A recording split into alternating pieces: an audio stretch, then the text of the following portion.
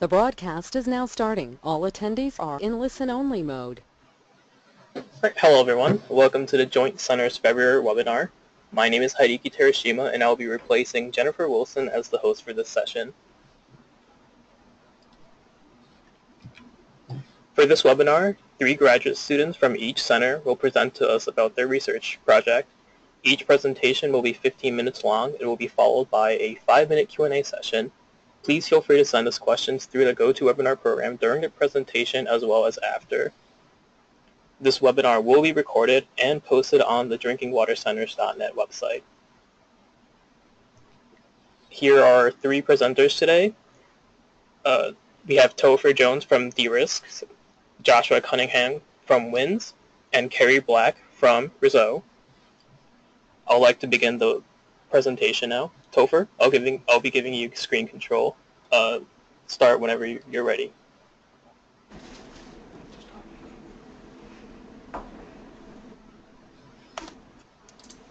Alrighty. Let me know if it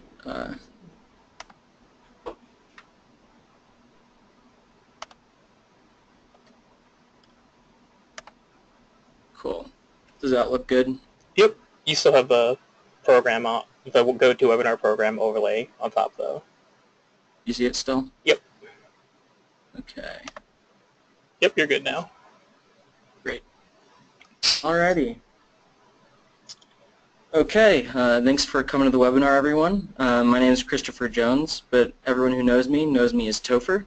And today I'll be talking about the differences between chlorine and UV disinfection options from an environmental sustainability point of view.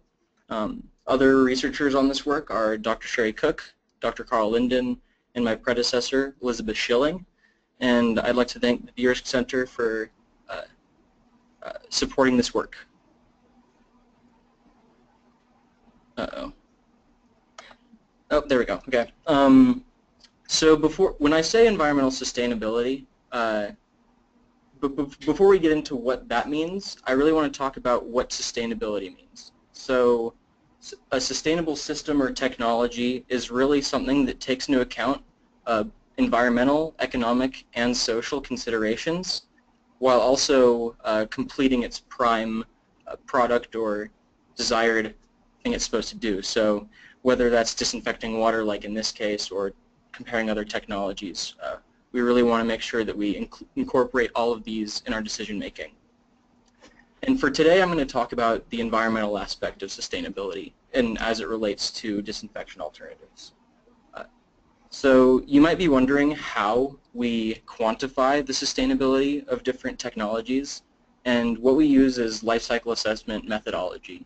And the first step is to take a look at what your goal and scope is, and we'll go into what the goal and scope of this work is in a little bit, but we're just kind of going over the general LCA methodologies right now.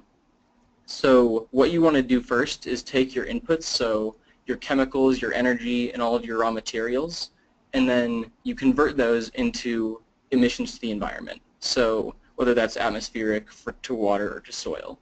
And these obviously need some interpretation. So what we do is we apply the Tracy calculator, which was developed by the EPA, to turn these emission factors, or these emission amounts, into more tangible things like global warming and eutrophication, like we're all probably mostly familiar with. So kind of to give you an idea of what these different impact values look like. So eutrophication will be, you know, the growth of algae on a global scale from utilizing one process over another. And these are all global, so they all affect the environment and global health. So you can kind of see they're all pretty intuitive what each impact value is, and these are all calculated based on those input values of raw materials and then those emissions associated with them. So one of the big motivations for this work is that current drinking water LCAs have really focused on specific case studies, and they're all really region specific. And this can have different influences on how your life cycle assessment turns out in terms of the type of energy you're using, the temperature of the region, and then also the regulations of the different locations. And then also that comes into play with the types of processes that they use in their drinking water plants. So these two factors combined, you end up with somewhat inconclusive, or you end up with something that isn't very predictable.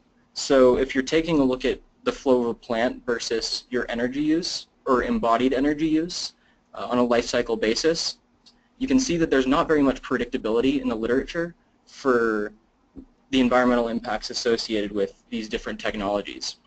And this work is hoping to make it so that we can take into account this regionality as well as the different technologies into our decision making. So for this work specifically, we're going to take a look at the disinfection step, and that's kind of where we're drawing our scope or goal of treatment. And then we want to make sure that these systems can treat the water for a 40-year time frame. So again, we're using chlorine disinfection as well as low pressure UV. So to really get into the nitty-gritty of what our functional unit is, our first functional unit is treating the water to LT2 standards, but the first scenario starts with a filter, and then in the first scenario we go into chlorine disinfection only, and you can see that there are different impacts or materials and chemicals that are associated with chlorinating a water. And then the same is true of UV, in that it's coming after the filter and it's treating a certain amount of contaminant, but it also has energy and chemicals associated with it. And if you'll notice that we use chlorine after the UV, and this is to maintain a residual in the disinfection system, but then, or in the distribution system, but also because UV, it has or specifically low pressure UV, has a hard time with 4-log getting virus reduction. So, and we'll go into that more a little bit later. So coming back to our actual impacts, you can see on the x-axis we have our Tracy values, so ozone depletion, global warming, and then you can see on the y we have our impacts. So in each scenario, so ozone depletion versus global warming, 0 is the minimum impact and 1 is the maximum impact. So for all the scenarios we choose, the scenario with the least amount of impacts is going to be at the 0 mark, and the scenario with the most amount of impacts is going to be at 1. And so that's just showing that it's min versus max, not 0 versus 1 as a magnitude. So to start, we'll take a look at our chlorine scenarios that utilize plastic for their contactor zones. So you can see these are all pretty well clustered, and there's slight differences between our options. But when we throw steel contactors into the mix, you can see that we see really varied results. So when you use steel for your contact basin instead of just plastic, you can see that we see a really wide range. And then coming in somewhere in the middle, we have our just concrete basin that's unbaffled. And all these impacts are, again, normalized to min and max values. But the real reason for creating this is to compare chlorine and UV. So when we take a look at the lowest validated, or a low validated dose of UV, its impacts are pretty comparable to chlorine in the steel contactor scenarios, but it's not as comparable when you're using plastic for your contact zones. And for the work going forward, we're going to take a look at that red and orange line. And then also, because UV does operate at different doses, you can see that when you operate at a higher validated dose, there's a range of values you can see for your impact values. So all these things are good to keep in mind, because the main idea from this is that when it comes to chlorine, your environmental impacts really come down to the choice of contactor material, whereas for UV, it really comes down to the operating dose of the system. So now we're going to kind of delve in and take a closer look at two of the impact values, and that's for non-carcinogenics and global warming impacts. So for this conventional chlorine scenario, you can see that for non-carcinogenics, the impacts that make up that total impact include mostly chlorine and concrete, but predominantly chlorine. And then for global warming, it's those two again, but the concrete is more of an effector.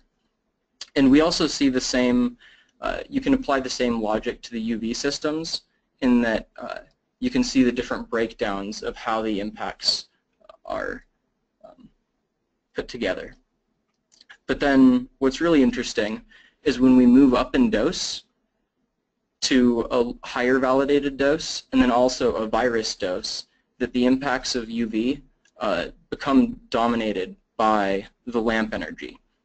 So from this you can see that if you're going to try to use low pressure UV for virus removal, you're going to get a lot more environmental impacts. And this really motivates work that's being done to reduce the energy requirement to get rid of viruses and other types of UV treatment.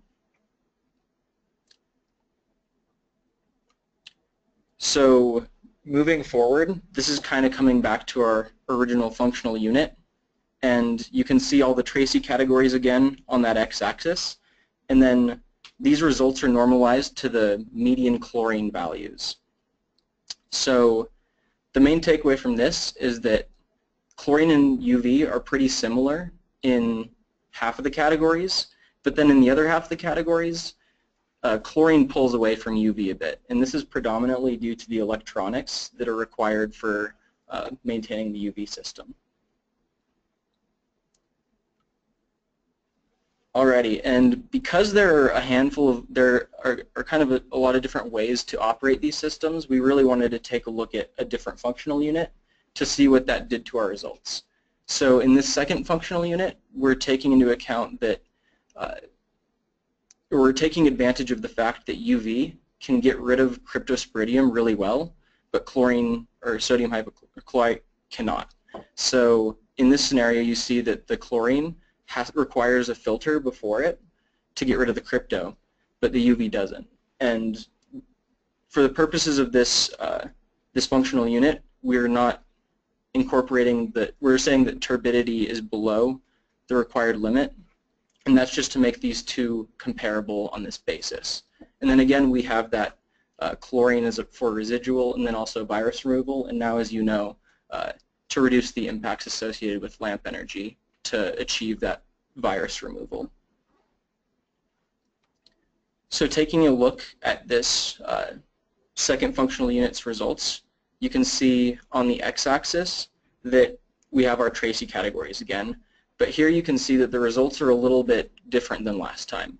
So the UV system actually performs better than chlorine in most of the impact categories, but similar in a few and then worse in one. And these impact values are all normalized to that first functional unit you saw. So if you remember that first page of results, the UV scenario looks very similar and has a very similar trend to what it had in that first set of results, and because the dose of the UV system only went up a little bit, but that didn't change the impacts a whole lot and only shifted it up slightly. Whereas for the chlorine scenario, by adding the filter, you added a lot more impacts, and you see that real shift in the chlorine results. So the key takeaway from this is that it really depends how a system actually wants to operate, and based on how they want to operate, you can determine how the impacts will compare between options. And this model can account for those things, and that kind of makes it resilient to different operation as well as the other things we mentioned earlier in the presentation. So kind of the key takeaways are that UV and chlorine environmental impacts are really driven by different mechanisms. So the UV is really driven by what dose you're operating the system at, whereas for chlorine, it's predominantly due to your choice in contactor material. And then finally, that your key takeaways from the comparison really change based on the way you're operating the system. and we've shown that the model can handle those different types of operations. And with that, I can take some questions or we can move on. All right, Topher, thank you for your presentation. We'll be moving on to the Q&A session now. First question we have is, why 4-log virus after filtration? Isn't it typically 2-log? Based on the CDPHE rules, they require 4-log virus, and they don't give any credit for the types of filters we're thinking about. So for conventional treatment, you might get some virus removal credits, but on a small system basis, a lot of times they'll use things like cartridge filters, which don't get those virus credits. Right, perfect. You also mentioned that lamp energy is an important factor for within UV disinfection. Is there like a correlation between how much dosage and how much lamp energy, or to optimize energy efficiency? Is there a specific amount of dosage that's optimal? Yeah, so that's a little trickier because it really comes down to what the system can get validated for, and depending on what they need to be validated for. So if a system needs to get 1-log Giardia, no matter what, they have to get 1-log Giardia.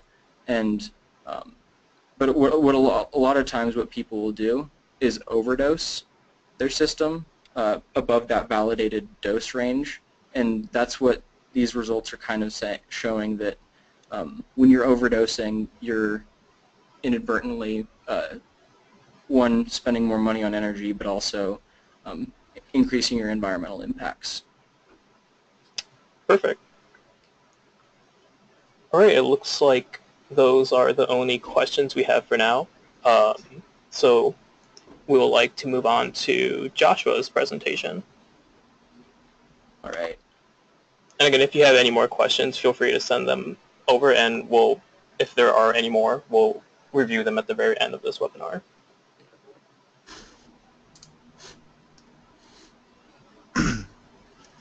All right. Let's get rid of this.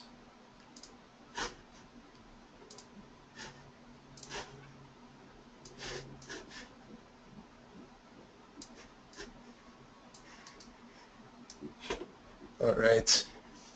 I am attempting to get rid of this here. I'm not having a minimize option anymore. It looks perfect on my end. Oh, okay. All right. So I guess we're ready then, yeah? Yep, whenever you're ready. All right. So I'm Josh Cunningham. I'm a master's student here in the Department of Civil and Environmental Engineering at UMass Amherst.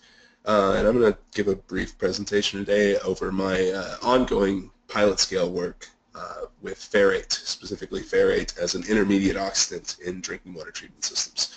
This project has been supported by, there we go, has been supported by WINSSA, the Water Innovation Network for Sustainable Small Systems, and the gracious support of my advisors and PIs here at UMass Amherst. So we'll go into a little background, starting off. As many of you probably know, iron is typically found in +2 and +3 oxidation states, so that would be ferrous and ferric iron. But in a strong oxidizing environment, we can actually achieve higher oxidation states of iron, including iron 6, which is ferrate, in various synthesis methods. Ferrate has many advantages for being used in drinking water treatment, one being that it's potentially the most powerful oxidant with use in drinking water treatment, especially under acidic conditions. It also doesn't seem to produce disinfection byproducts, and it reduces to a non-toxic ferric iron, which we can discuss later. Because of this, it meets many of the EPA's green chemistry principles. It's been proposed as an oxidant in drinking water treatment since the 1970s, and there have been numerous studies describing how ferrate oxidizes contaminants, forms particles, inactivates pathogens, etc. Most of the focus on ferrate within a drinking water treatment train has been on ferrate pre-oxidation for reasons that I'll discuss in a moment. Here at UMass, previous PhD students, the now doctors Jang and Goodwill, conducted both batch and continuous flow experiments regarding ferrate, mostly on ferrate pre-oxidation, that is ferrate dosed at the beginning of a treatment train. And this is because ferrate, iron 6, reduces to ferric iron, which then forms ferric hydroxide particles and can aid in the coagulation process. The main focus of all of this ferrate research has been on the destruction of disinfection byproduct precursors. As Topher mentioned earlier briefly, DBPs formed by a chlorine residual when treated water is leaving a water treatment plant and entering into the distribution system can combine with or react with various organics that may be left behind after the treatment process and formed halogenated disinfection byproducts. So one of ferrate's main advantages is that it can destroy those precursors. Bench scale experiments conducted by now Dr. Jang actually suggest that intermediate ferrate, that is ferrate applied after coagulation, not before, could be the most effective use of ferrate for decreasing disinfection byproduct formation potential or destroying those disinfection byproduct precursors. I could talk about this for a long time, but suffice it to say, coagulation, when it's optimized for the removal of UV254 absorbing compounds, the organic matter, removes a majority of the organic matter, and ferrate is able to oxidize the remaining contaminants. That's the theory behind intermediate ferrate, at least. However, these experiments have not been conducted in continuous flow settings, so the logical upshot of that is my project, the Intermediate Ferrate Pilot Project. So the primary objective of this project was to investigate the implementation of intermediate ferrate in a continuous flow setting through trial comparisons with ferrate pre-oxidation and no oxidation. That would just be coagulation only. We judge this through a variety of water quality parameters, specifically UV254, turbidity, total and dissolved organic carbon, and most importantly, disinfection byproduct formation potential. Another interesting question that we had at the beginning of this project was that of ferrate resultant particles. We know that ferrate reduces to ferric iron and forms ferric hydroxide particles. So will the formation of those particles negatively impact filter head loss or finished water quality when implemented in a drinking water treatment train? So I collected some raw water from Atkins Water Treatment Plant in Amherst, Massachusetts. I characterized that raw water with various things like UV254, total and dissolved organic carbon, etc. I then conducted a series of jar tests. I used ferric chloride as a coagulant in these experiments and optimized the coagulant dose for UV254 removal. And then conducted 3 continuous flow treatment trials. That would, again, no oxidation, ferrate pre-oxidation, and intermediate ferrate. In optimizing coagulant dose for these experiments, for the intermediate ferrate and no oxidation trials, I coagulated raw water, and for the ferrate pre-oxidation trial, I pre-treated raw water with 25 micromolar of ferrate and then optimized coagulant dose. So saw this on the intro slide. This is my continuous flow apparatus. The original version of this was developed by Joe Goodwill during his tenure as a PhD student here. This is a modified version that I've developed over the last year. It has actually gone through modification since and doesn't look quite like this anymore. So it was this pilot was designed to replicate full-scale drinking water treatment systems, obviously, specifically the Trident Package Water Treatment Plant by Westtech, which is actually what is used here in Amherst at the drinking water treatment plant. Its primary distinguishing features are an upflow roughing filter. They've called it an absorption clarifier, and this exists in place of typical settling basin that you would see at a normal drinking water treatment plant, as well as a dual media anthracite over sand filter. I ran the pilot in 8-hour trials. The plant is equipped with numerous instruments, inline instruments, that allow me to measure pH both in rapid mixing and in the effluent, as well as turbidity UV254 in the effluent. There's a light blockage device that allows me to get a count of particles in the effluent. And there are also two pressure transducers, one before and after the filter, that allows me to calculate head loss across the dual media filter. In addition to that, there are numerous sampling ports that allow me to take samples at essentially any point within the treatment process, and I can gather important information about what's going on inside the plant at various times. So this is a schematic for the no oxidation configuration, and this is kind of the default configuration for the pilot plant. So here on the left we have raw water enters into the plant. pH is controlled. It's sodium hydroxide or HCl, depending on what I need to do. I have to optimize, or I have to control pH because ferric chloride, the coagulant that I'm using here, optimally coagulates at 5.5 pH, so I need to maintain that. And then coagulants added, subjected to rapid mix, moves through the roughing filter or adsorption clarifier, and then down through the downflow dual media filter. Everything here is automated except for the chlorine dose, which I do manually in order to get an idea of disinfection byproduct formation potential. We then have the effluent. This is the ferrate pre-oxidation trial, so again the default setup, but at the beginning the raw water is dosed with 25 micromolar ferrate, and then enters into this contact tank, which has a residence time of about 12 minutes, and then moves through the plant as usual. And this is the intermediate ferrate trial, so it is the default past the roughing filter or the adsorption clarifier. The ferrate is then dosed and moves through a contactor, which again has a residence time of about 12 minutes. So got some results. The question of ferrate resultant particles. Here on the left we have, this is iron concentrations in the ferrate pre-oxidation trial, and the different categories here represent particle size. So we have large particles, small particles, nanoparticles, and operationally dissolved constituents.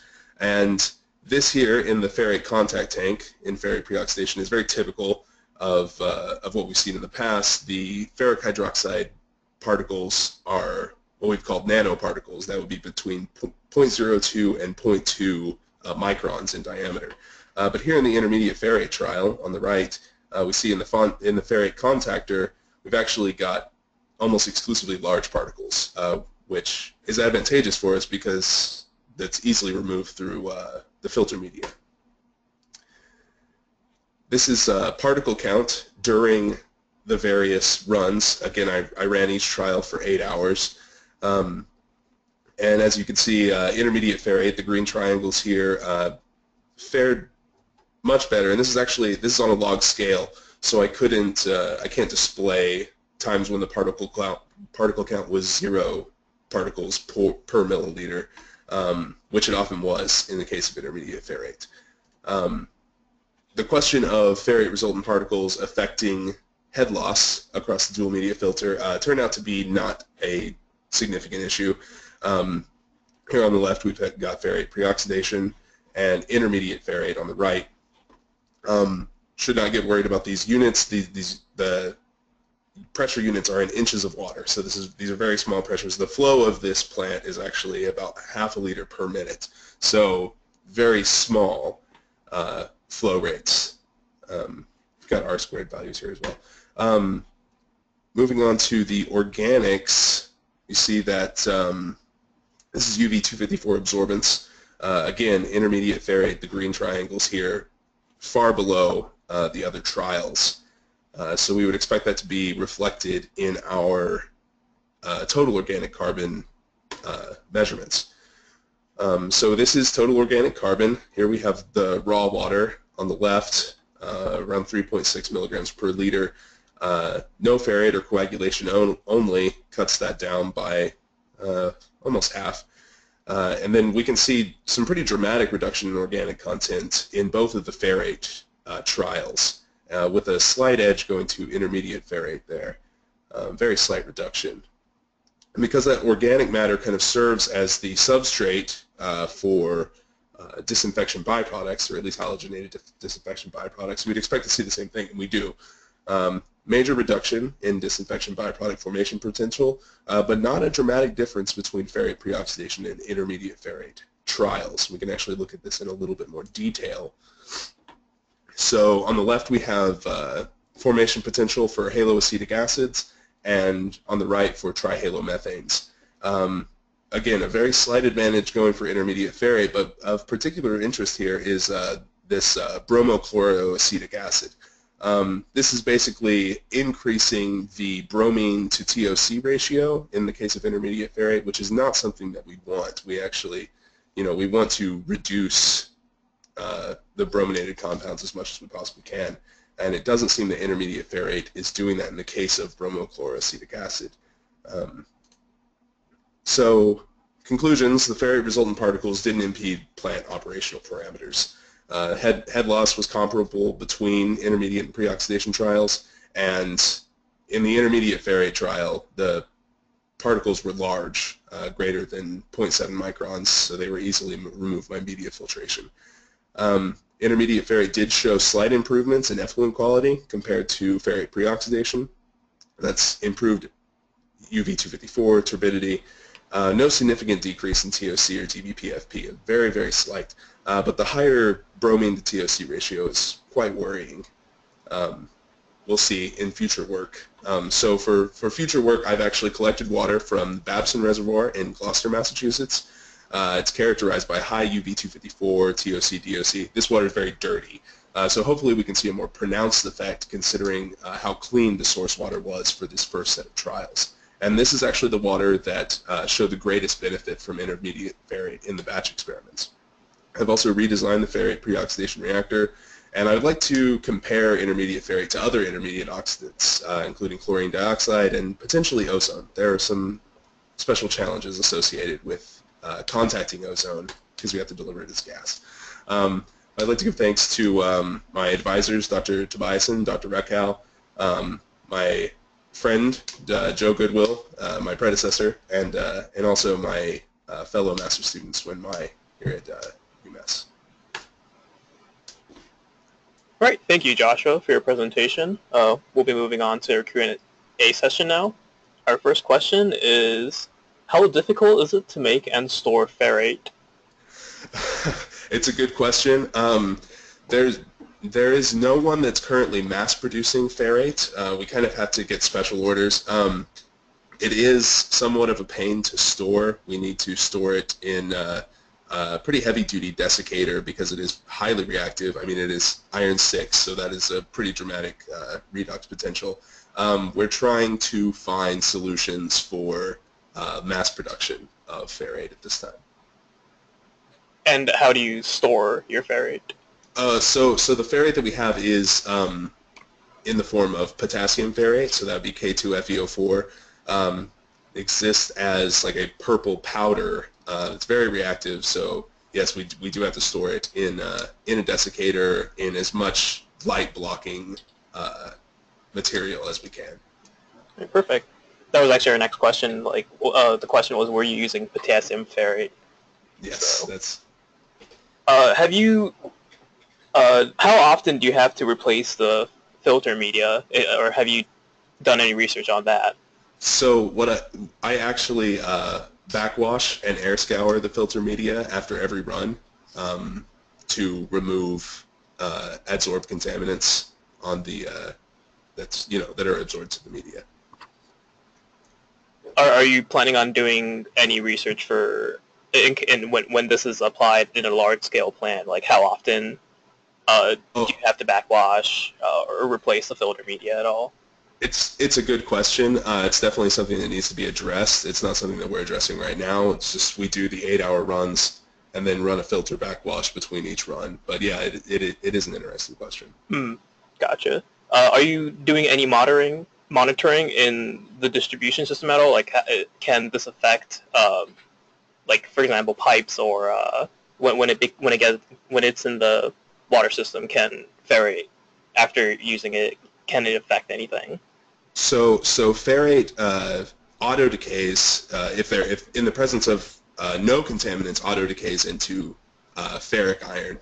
In the presence of organic matter or other reducing materials, will reduce to iron 3, and again that forms ferric hydroxide particles, which are easily removed through media filtration. So you actually don't have any ferrate and hopefully very little iron in the effluent. Yeah, perfect. And our last question we have now is, are you monitoring temperature of the water being treated at all? No, we're not. I monitor the temperature of the raw water and of the effluent, and there isn't a significant change there. Yeah, that's that's the best answer I can give. All right, awesome.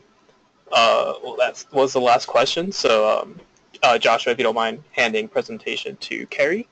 Okay.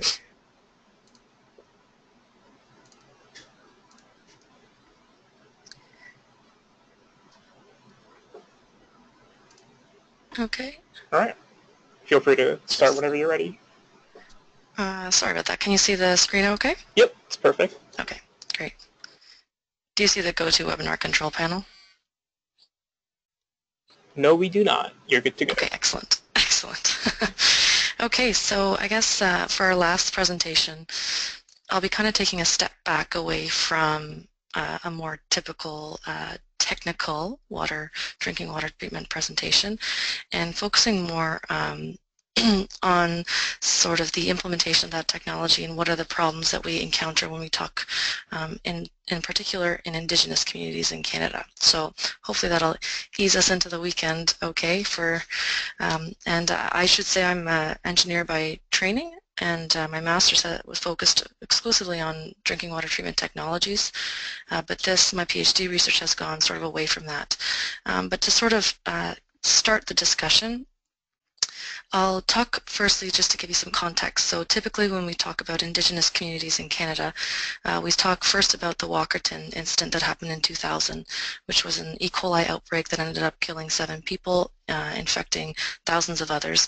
And although that's a non-Indigenous community, the reason it comes up is because the inquiry into that Walkerton resulted in a report that really highlighted the fact that water provided to many Indigenous communities in Canada is some of the poorest water quality in the country and in the province. In particular, they were talking about Ontario, and it's not provided at the same standards that generally prevail throughout the rest of Ontario. And that sort of brought the issue to the consciousness of many Canadians. Specifically, when we talk about Indigenous communities in Canada right now, and I should say Indigenous sort of encompasses our First Nations, our Métis, and our Inuit communities, but in terms of what's monitored, First Nations drinking water advisories, as of December 31st, 2016, there was 127 drinking water advisories across Canada. The majority of those are in the province of Ontario, and the majority of those have been in place for over a year. Some of these advisories have been in place for as many as 15 to 20 years. So it's a chronic, long-standing issue in our First Nations communities. To understand sort of why this is going on, you have to understand how water is managed in First Nations communities. So in contrast to our small communities who are governed and managed and regulated by the province, First Nations are according to the Indian Act, as it's referred to, are governed by the federal government. And although the provincial government has a role, everything is typically flowed down from the federal government. Water is managed primarily through 3 departments: our Department of Health, our Department of Environment, and our Department of Indigenous and Northern Affairs. Indigenous communities, their chief and council, technical service groups, tribal councils, they all have a role to play in how that water and wastewater is managed within the community. A lot of the issues that we see are a lot of issues that you may encounter in small communities, but they tend to be in more dire situations in our First Nations communities. So obsolete or poor quality infrastructure, inadequately trained or certified operators, a lack of operators in general, inadequate testing or inspection, there's frequent microbial contamination, and that results from a lack of treatment. There's problems within a distribution system. There's issues with equipment. In fact, over 30% of the advisories that are in place are related to equipment. In some cases, there's no treatment in place. There could be bacteriological issues, coliforms, and a lack of regular testing or monitoring. So those are sort of some of the issues that plague First Nations communities in Canada. And that kind of brings us to, you know, what is the real issue? And so typically, and I know in my previous research, we really focused and zeroed in on the technical. So what are the technologies that we can put into place that'll help First Nations communities get clean drinking water? But after years and years and years of that kind of approach, what we have quickly realized, and maybe not as quickly as we should have, is that it's not really necessarily the technology that's the problem, it's the way that that technology is being implemented. That's really where we're having difficulty understanding what the real issues are. And so is technology the solution? Well, for the past 15 to 20 years, that has been the approach that we've taken, that if we can get people the right technology, if we can get them appropriate technology, then they'll have clean drinking water. However, given that it's been so long and things have not changed, in fact, in a lot of cases, things have gotten worse, there's a push now to move away from technology as the only solution, as engineering interventions being the only solutions, because there's been quite a significant amount of investments into improved technologies, but drinking water advisories continue to increase. And so we need to better understand the unique context, and often First Nations communities or Indigenous communities in Canada and around the world are lumped into a small water system approach, and that there's a lot of similarities, but there are a lot of inherent differences between Indigenous communities and small communities.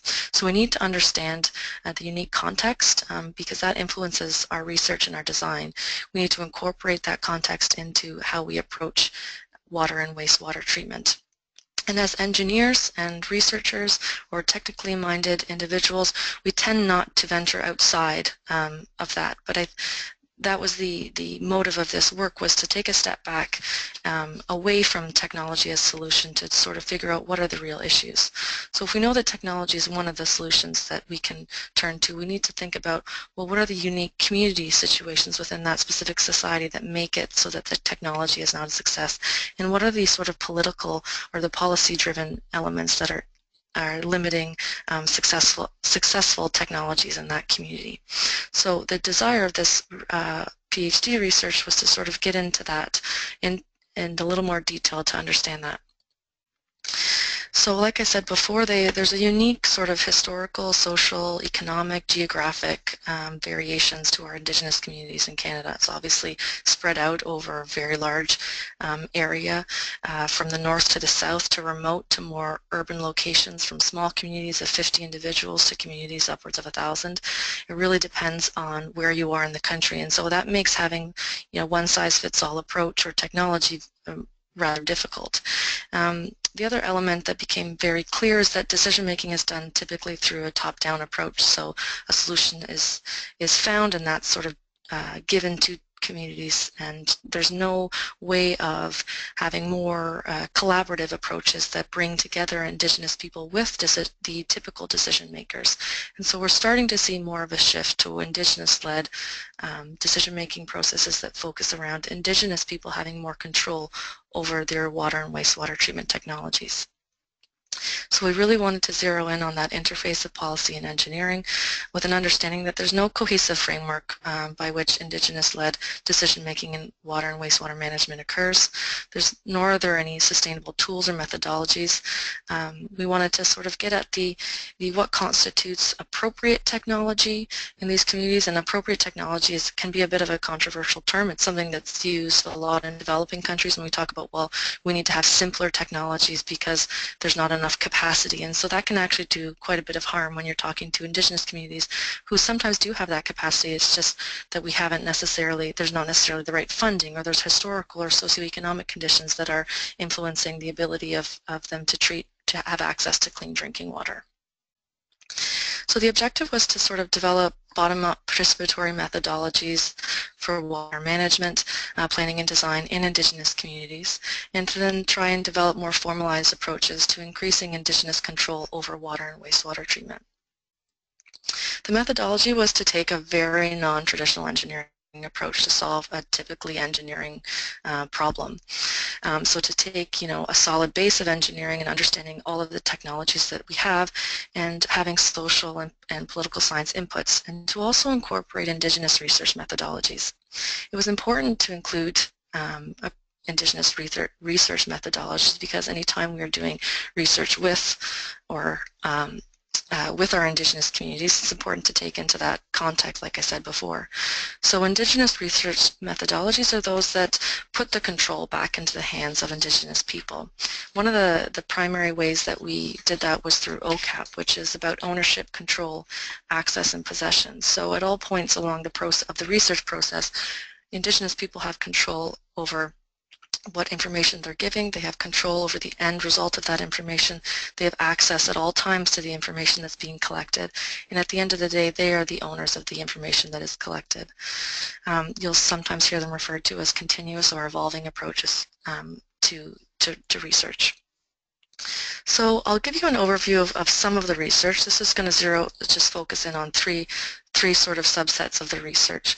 The first was to develop a framework for enhancing decision-making around water and wastewater management, and that was developed not only based on literature, but community experiences and case studies. And so what we looked at it through the lens of social determinants of health, whereas the physical environment is an important part of health and well-being of Indigenous people. In order to improve their decision-making control, we need to incorporate more community-based participatory approaches and have inclusive knowledge systems that take into account traditional knowledge, that there's a recognition of Indigenous rights, and that we take sort of a holistic approach to the research, to the work. When we talk about community-based participatory approaches, we're talking about communities being able to lead and prioritize the goals and outcomes. We're talking about engagement versus consultation.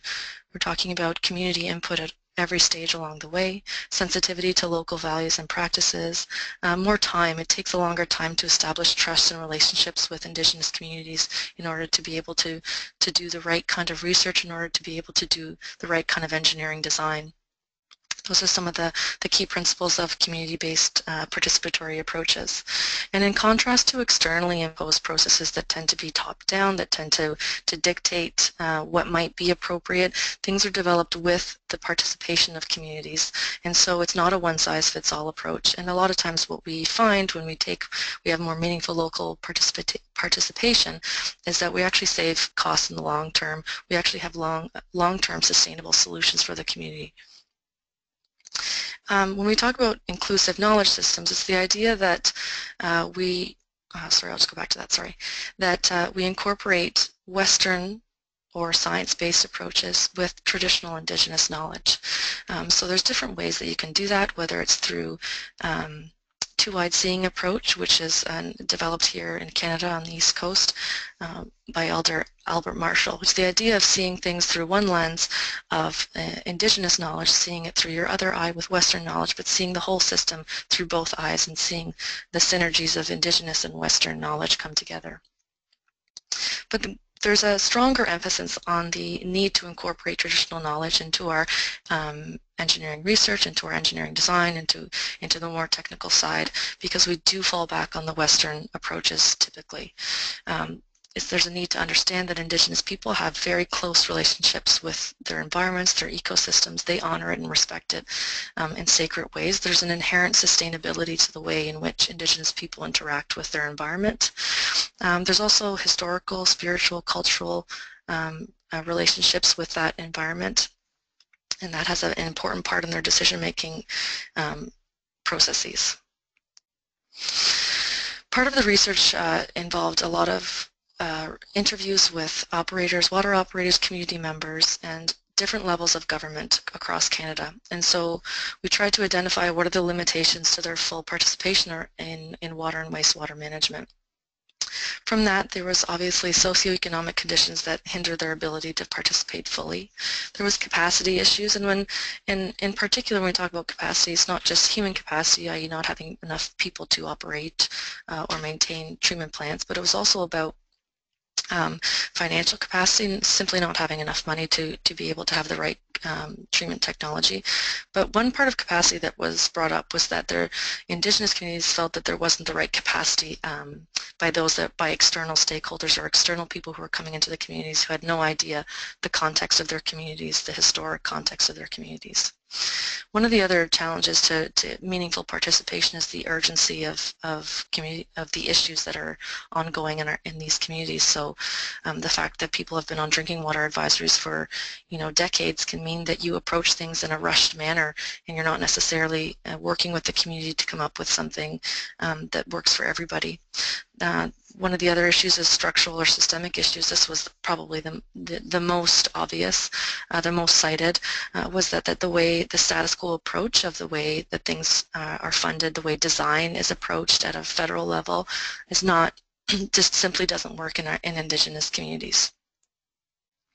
We also found some interesting relationships between how communities felt that they were being engaged not just by government but by engineering consultants who were doing design on their water treatment plants. They felt that they were engaging them and involving them in the process when in fact Indigenous communities felt that they were just being informed and consulted. So that's leaning to the lower end scale of consultation and engagement.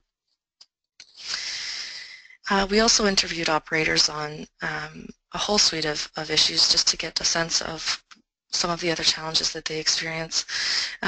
These are just a brief summary of the findings.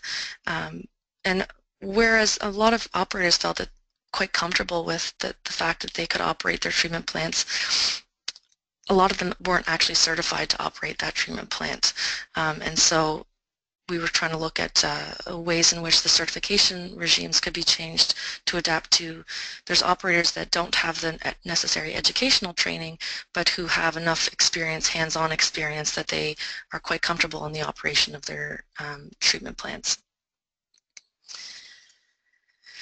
So we found there was a need to assess appropriate training and certification regimes, come up with something that made sense. The way that we do it is by province basis or state by state for those not from Canada.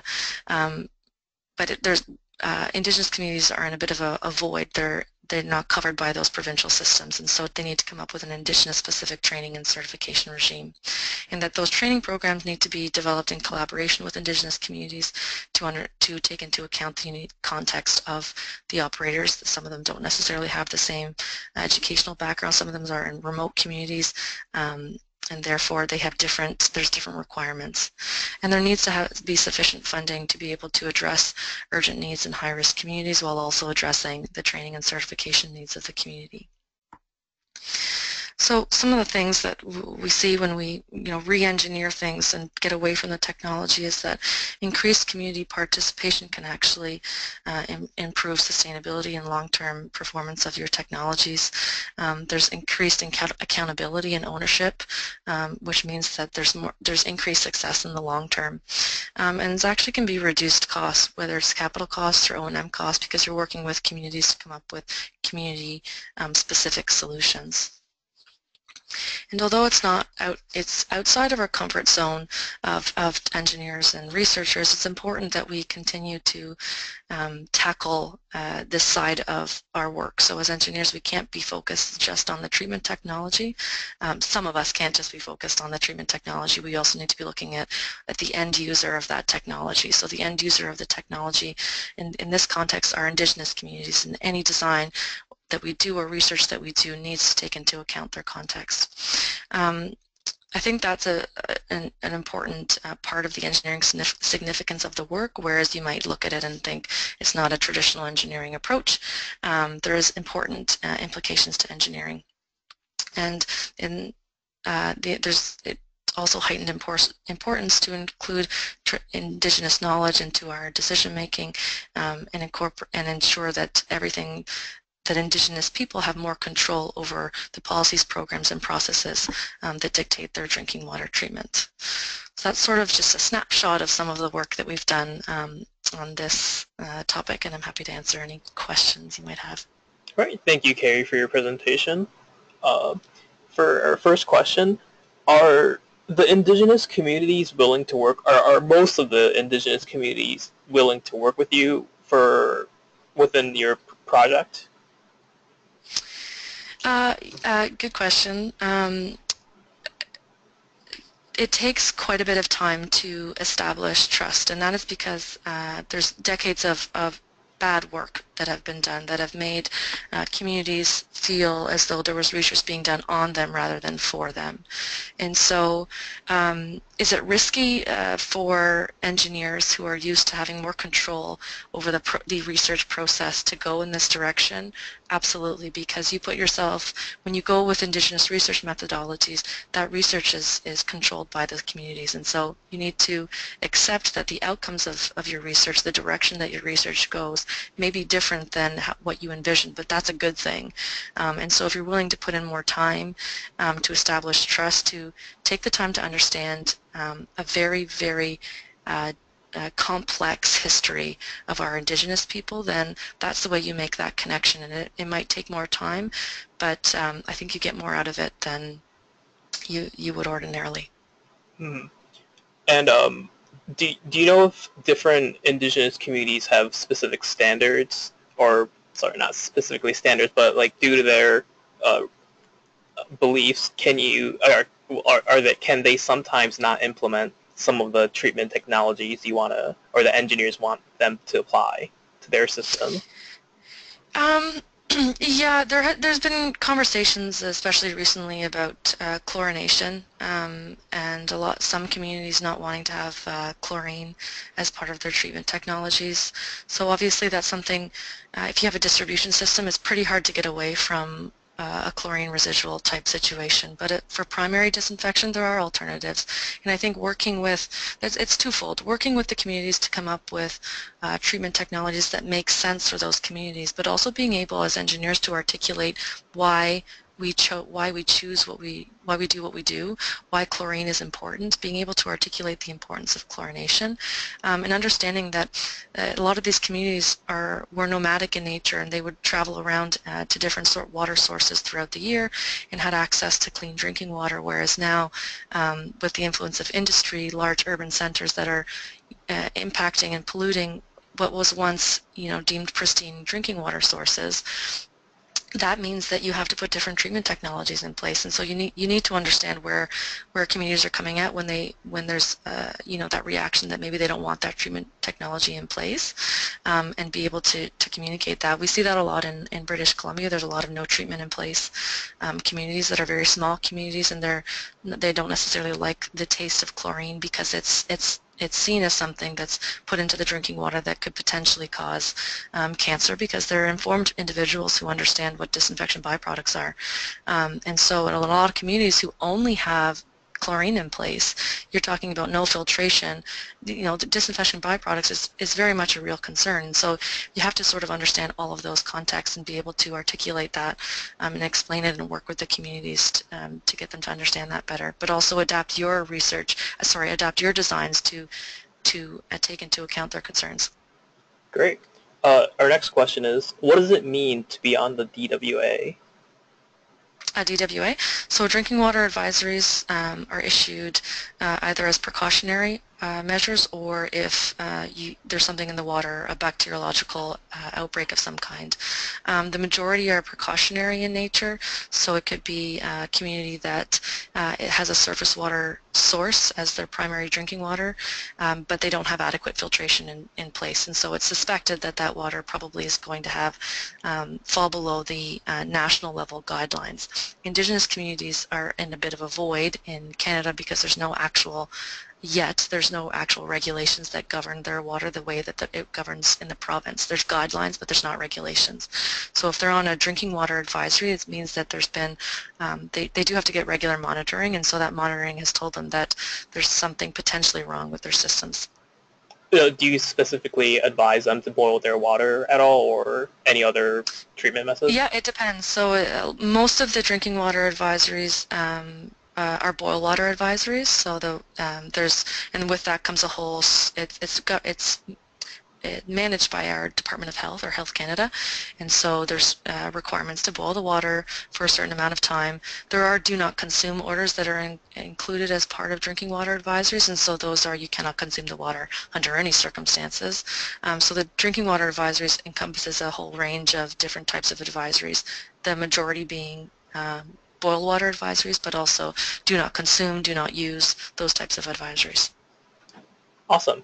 And our last question we have is, implementation is the key issue in water supply for communities and many developing countries.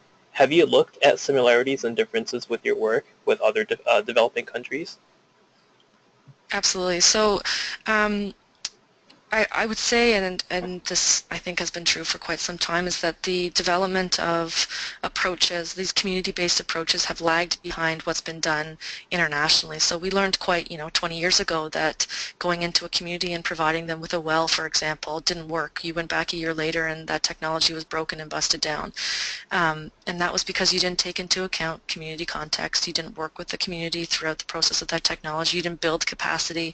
You didn't change sort of the higher level approach that was being done at the government. All of those things impacted it. And so we haven't, in Canada, haven't necessarily done that, haven't adapted as quickly to the best practices from work in developing countries. But it's also, you can take some of those best practices, but they do need to be adapted to quite a unique context in First Nations communities. And I speak specifically to Canadian First Nations communities, but the socioeconomic conditions that exist now are the direct result of many years of a colonial, patriarchal relationship with our communities. And so you see that with some of the developing communities, but not all of them. And so you have to adapt it to the Canadian context. But we definitely, some of the World Health Organization's work has influenced some of the case studies that helped build the original framework that we were talking about. Great. Well, that seems to be our last question, and it seems like we're out of time. So at this point, I would like to conclude the session. I would like to thank our 3 presenters and everyone who attended this session. Thank you very much, and everyone have a nice rest of the day.